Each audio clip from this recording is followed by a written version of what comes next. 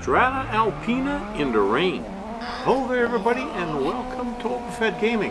I am the Opafed. We are driving an Alfa Romeo 155 TS in our semi-pro season.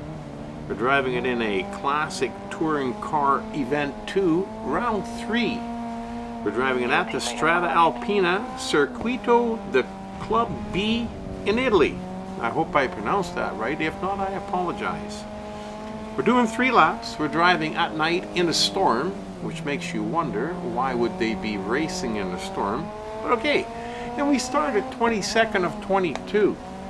Now these laps are not very long. They don't take a long time to drive, and the track is really wide. Lots of room to pass, really tough to block anybody out. But visibility is horrible. It's very, very bad. So all you can do is just look at the strip of cars in front of you, see if you can squeeze by them on the outside like that, and if not, for the rest, then just kind of go with the flow until there's another opportunity. Now we are driving in Grid Legends, and in Grid Legends you have to be careful and pay attention to the cars in front of you. Personally, I like to drive off to the side a little bit, not right behind them, although you do get caught right behind cars sometimes. But the reason for this is that these guys will spin off the track, they'll slip and slide, they'll hit other cars, whereas this game is already, it feels like a contact sport sometimes. But it adds a little spice to the race. So it's kind of cool, but you got to be aware of it. You know, so you can't get upset if a guy kind of sideswipes you and maybe almost drives you off the track, or they spin out like that in front of you.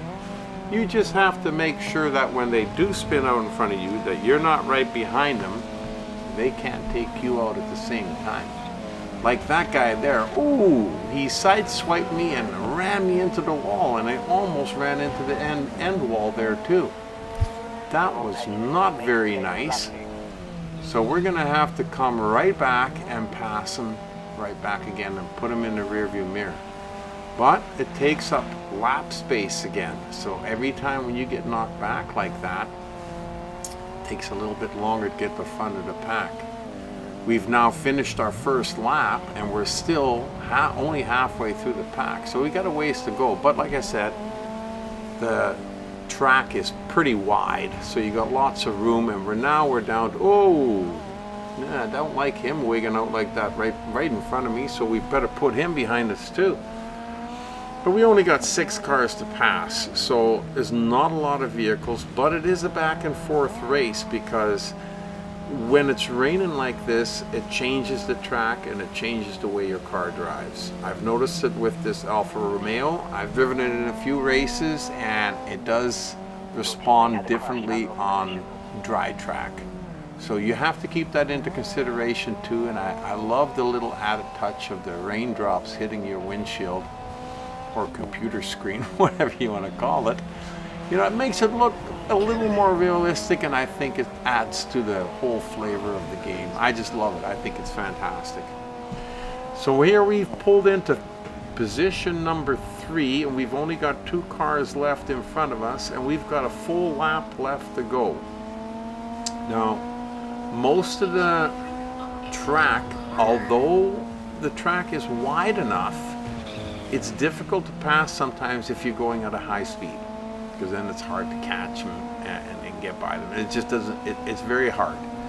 It's easier to pass them on the straight stretches here like this. You can say, okay, great, I'm just gonna rip by him and then, you know, win the race. But that's easier said than done. You can rip by him like this, and then he rips by you like that, and then you rip by him again. But you need to build a little bit of a buffer to begin with. Now you got almost a full lap to go, a little bit less. And you're driving at night in a storm. It might have been better if you would have kept him in front of you as a pace car and waited for at least half to 3/4 of the lap before you pass him.